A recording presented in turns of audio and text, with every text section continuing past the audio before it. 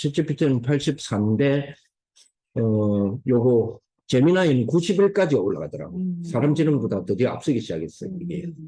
그런데, 물론 이제, 가져간 건지, 이거는 조금 사용해 보는데, 한 두 번 정도, 얘 같은 경우는, 챗GPT는 만약에 예를 들어 5번 사용해서 내 의도를 본인이 파악하도록 만든다면, 얘는 두 번 만에 파악을 하긴 하더라고. 그래서, 살짝, 파트너를 바꿀까 하니까 챗GPT가 삐질거리다가 일단은 사용하기로 살짝 한번 사용을 한번 해볼까 싶게 돼요. 아마 지금 우리 아이들이 치약 아동 같은 경우에는 거의 지금 초등학교가 아마 엄마들이 다니는 초등학교의 그 교육 시스템하고 완전히 다를 거예요. 특히 얘들은 조금 이야기해 보면 앞으로 커서 니가 뭐 되고 싶노 하면 뭐 되고 싶다는 우리가 어렸을 때 여러분들이 어렸을 때에 뭐 되고 싶다 하는 거하고 거의 똑같이 이야기를 해. 하기는. 근데 이제 실제로 뭐가 되고 싶노 하면 거의 비슷하게는 이야기를 하는데 애들이 앞에 뭘 하나 붙이더라고. 이번에 그 여름 성경학교 때에 애들 상담, 엄마들 상담 이후에 이제 애들 상담을 했거든요. 애들 상담하는데 앞으로 뭐 되고 싶나니까 뭐 판사 되고 싶다, 뭐 만드는 사람 되고 싶다, 똑같은 이야기를 해. 근데 앞에 뭐가 붙느냐면 인공지능을 활용한 판사 이렇게 이야기하죠. 그래서 그건 뭔 소리고 했더니 인공지능을 활용한다는 것이 학교에서는 기본적으로 지금 배우는 입장이더라고. 그래서 코딩 안 하니까 코딩이 아니고 자연어 처리. 그러니까 뭐 코딩 언어로서 코딩을 만드는 작업보다는 자연어로 요즘은 코딩 대신에 자연어로 처리해가지고 명령어를 넣으니까 그래서 그런 어떤 부분에 좀 이 활용을 많이 하더라고요 학교에서. 그만큼 지금 이제 우리가 아이들에 대한 부분들을 바라보는 각도도 조금 새롭게 좀 해야 될 거고. 다른 건 몰라도 우리가 분위기는 서울만큼의 분위기는 넘어서야 되지 않겠냐 하는 생각이 듭니다. 서울 엄마들 진짜 지금 목동 엄마들, 중계동 엄마들 그리고 강남 엄마들 보면 각각이 조금씩 차이가 나고 강남하고 목동하고 중계동이 학원 가도 조금씩 차이 나고 일타 강사들도 조금씩 차이가 나고 그리고 유아 시스템부터가 약간은 차이가 나요. 약간은.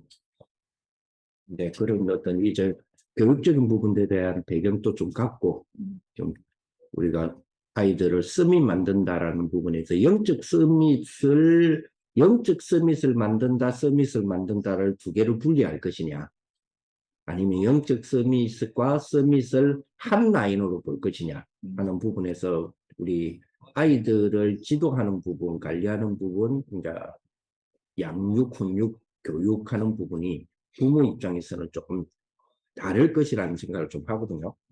그래서 2024년부터는 이제 본격적으로 이제 시작을 하기 위해서 이번 주 다음 주까지 오프닝은 한번 두 차례 정도 하려고 해요. 올해는 오프닝을 두 차례 정도 하고 그 다음에 2024년에 두 차례의 오프닝 여러분들과의 좀 대화 속에 한 1년 정도의 커리큘럼을 대중적으로 한번 그려봐서 엄마 다락방을 2024년 다시 한번 해볼까. 원래 2022년 우리 12월 달에 유튜브를 하다가 그게 마지막이었어.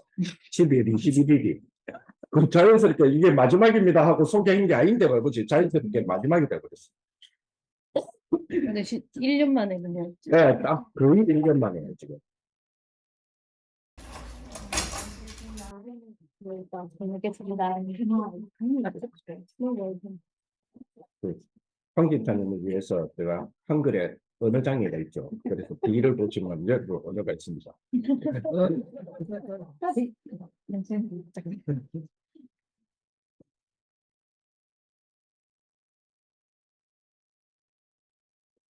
근데 일단 유대인들은 그러면 그 왜 어느 나이 때는 탈무드를 아니고 공부하잖아요. 그 책만 보고 계속 공부하잖아요.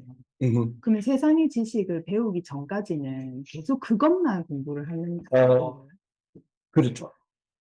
그 유대인 세계 속에 내가 직접 뛰어든 건 아닌데 자료에 의하면 아무래도 이제 자료를 통해서 접근이 가능하니까 자료에 의하면 그러니까 만 5살, 어리고. 예, 만 5살까지는 소위 말해서 세상 학문에는 노출을 안 시킵니다.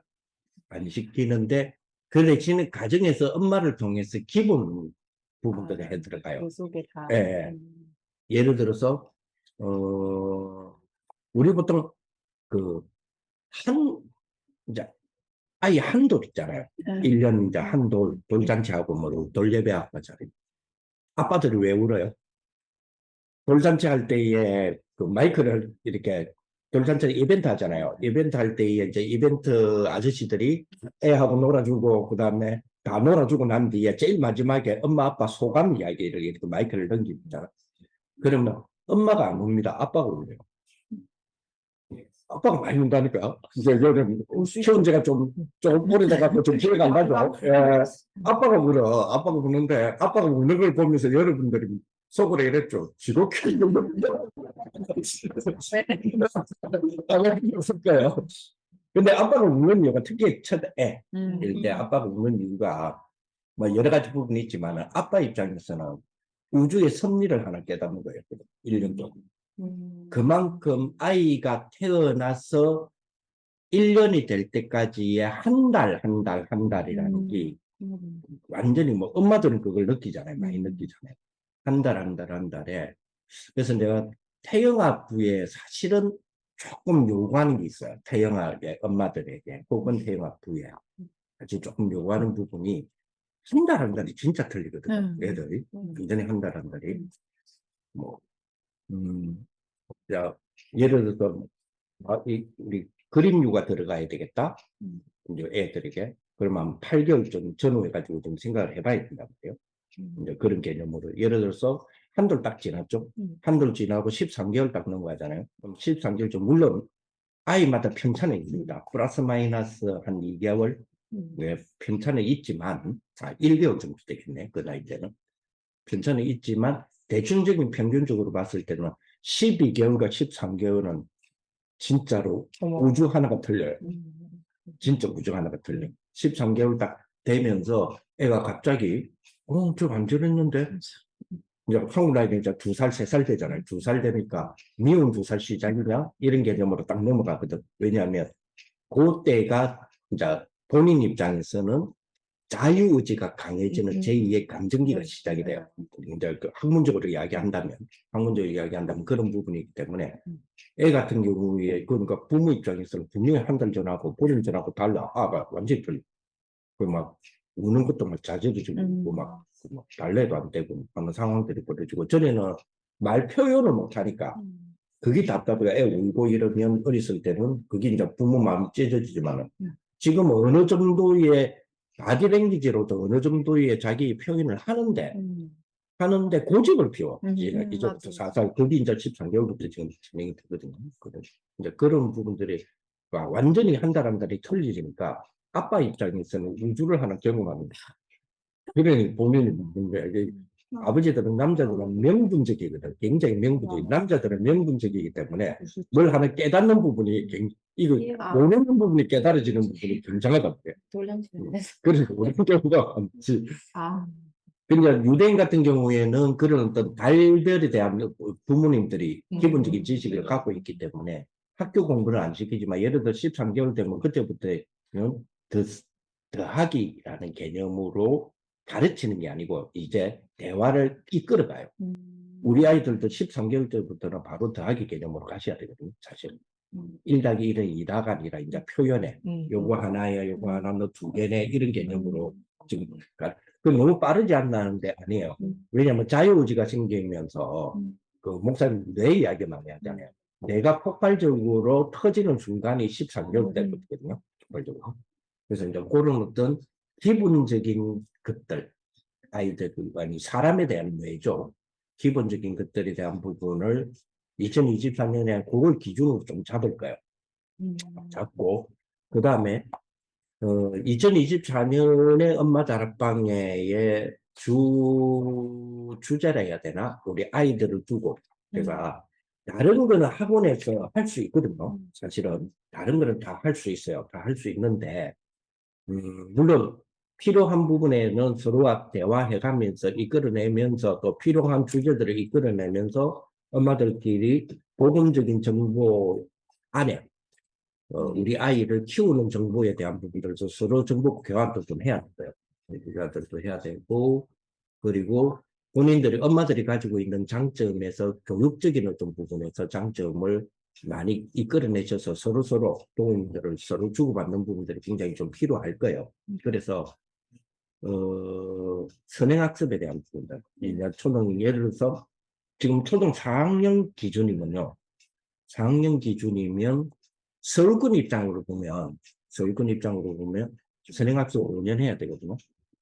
선행학습 5년 정도는 해야 된다. 근데 이제 이 부분을 제가 우리 교회에서 그리고 가르친다고 하는 부분에서의 레전드 분들이 계세요. 교사님들 가운데.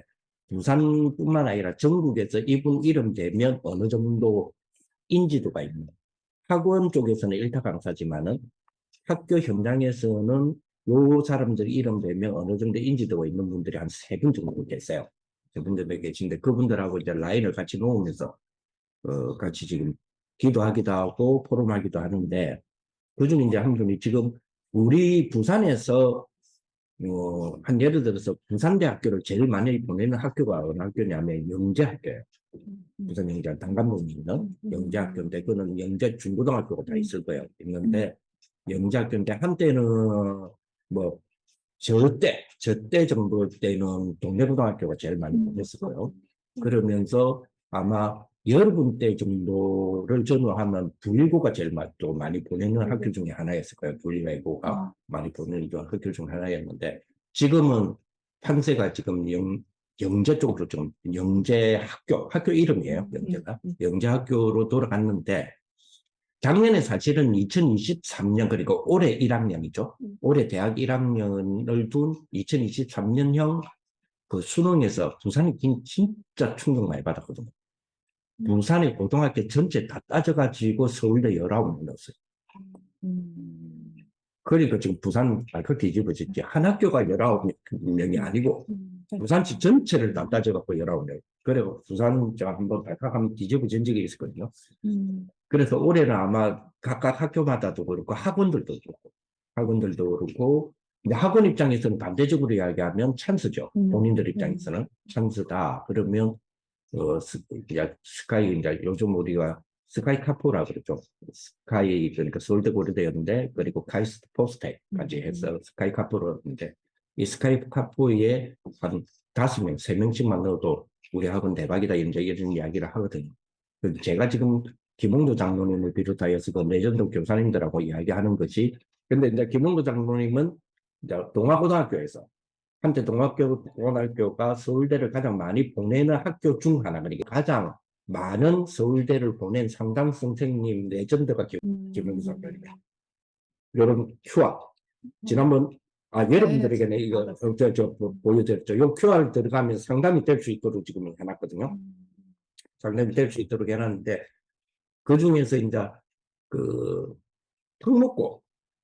특목고를 많은 횟수를 보낸 경력이 계신 분이 한옥재 검사님. 그 다음에 부산에서 국어 선생님으로 논술에 대한 부분에서는 전국 탑이 한 분 계세요. 그분이 이번에 그 장로님 되셨죠.